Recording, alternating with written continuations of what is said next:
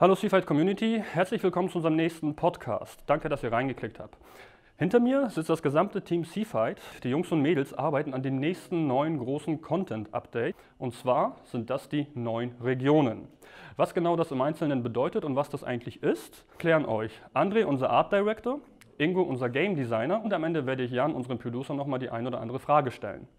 Und jetzt heißt es Film ab und viel Spaß. Bis später. Hi, ich bin André, der Art Director von Seafight, und heute erzähle ich euch was über die neue Region.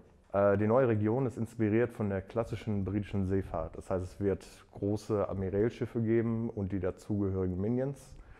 Alle in dem klassischen blau-rot-goldenen Design und mit einem Löwenemblem, das sich hinterher auch auf Statuen wiederfindet.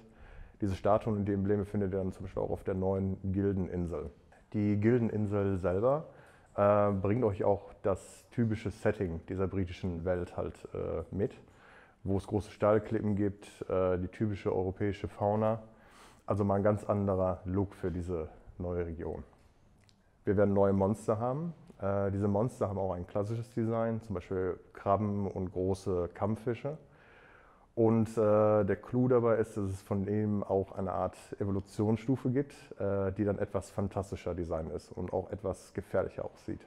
Und wir werden auch neue Charakter haben, die ihr dann unter anderem auf dem Safe Haven finden werdet und auch in der neuen Region. Es gibt einen neuen Daily Quest Giver, es gibt einen Mercenary, also alles spannende neue Charakter und noch vieles mehr. Auch diese Figuren werden halt sehr von dem britisch inspirierten Design erscheinen. Hi, nun ist es soweit. Wir bringen euch die lang versprochenen neuen Level. Auf 8 Karten bringen wir euch 5 Level, 4 neue Charaktere, die euch über 50 Quests präsentieren. Ihr werdet gegen neue Monster, neue NPCs und neue Admiräle antreten. Und das Ganze wird sehr viel schwieriger sein, als ihr es bis jetzt gewohnt seid. Jan, die Frage nach den neuen Level besteht ja schon lange in der Community. Warum hat man sich ausgerechnet jetzt dazu entschieden, dieses Feature nun zu bringen? Naja, das Ding ist, es geht ja meistens nicht immer einfach nur um die Frage nach neuen Levels. An neuen Leveln hängt natürlich auch unter anderem sogenannter neuer Content dran, also neue Karten, die wir ins Spiel integrieren.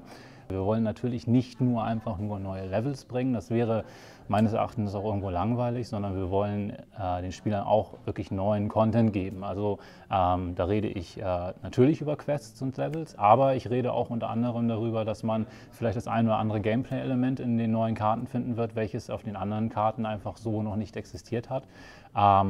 Was das ist noch eine Überraschung, aber das werden die Spieler dann ja früher oder später sehen. Also kann man zusammenfassend sagen, dass die neuen Level in Form von neuen Regionen, sprich neuen Karten, neuen NPCs, neuen Quests und so weiter, also generell in einen neuen Content verpackt werden? Ja. Werden die Spieler die Möglichkeit haben, sich das vorher auf der Testinstanz, sprich auf der Open Beta anzugucken? Ja, natürlich. Also gerade dieses Feature bietet sich natürlich unglaublich gut dafür an, weil das ist halt wirklich was, wo wir auch unter anderem darauf angewiesen sind, dass wir gerade Feedback aus den Rängen der Spieler herausbekommen. Nicht nur darüber, ob Dinge jetzt funktionieren oder nicht funktionieren, sondern es wird natürlich in diesen oberen Bereichen auch wieder ganz neue Balancing-Hürden geben. Also wir reden jetzt hier natürlich nicht irgendwie für easy peasy Kindergarten, sondern wir reden wirklich über Levelbereiche für erfahrene Spieler, für Spieler, die auch wissen, was sie tun. Nichtsdestotrotz soll das Ganze natürlich auch irgendwo meisterbar sein. Es sollte nicht zu schwer sein, es sollte aber auch wirklich nicht zu locker sein. Also wir reden jetzt hier wirklich darüber, dass das auch für jeden eine Herausforderung sein soll. Gibt es abschließend noch irgendwelche Besonderheiten zu nennen, irgendwas Spezielles, was du gerne noch mal erwähnen möchtest?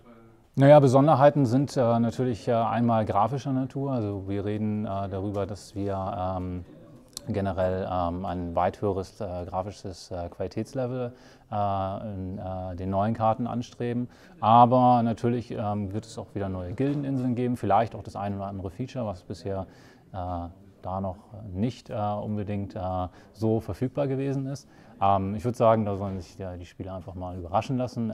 Früher oder später wird es dann auf den Testservern alles testbar sein und dann kann sich das jeder selber angucken und sich sein eigenes Bild darüber machen. Danke dir fürs Interview, euch danke fürs Zuhören und bis zum nächsten Mal. Ist schon zu Ende.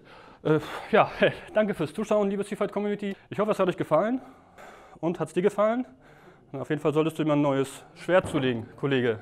Vielen Dank und wie Michael, mein Kollege, immer zu sagen pflegte, until next time.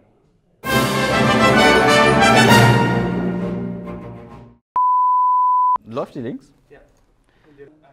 Nur die, ne? Seafight und die Jungs ich heiße euch herzlich willkommen zu unserem nächsten Codcast. Und garantiert botproofed sein. Danke, dass ihr reingeklickt. Wir fangen nochmal an. Seid gespannt. Neue Region, Sehr schön.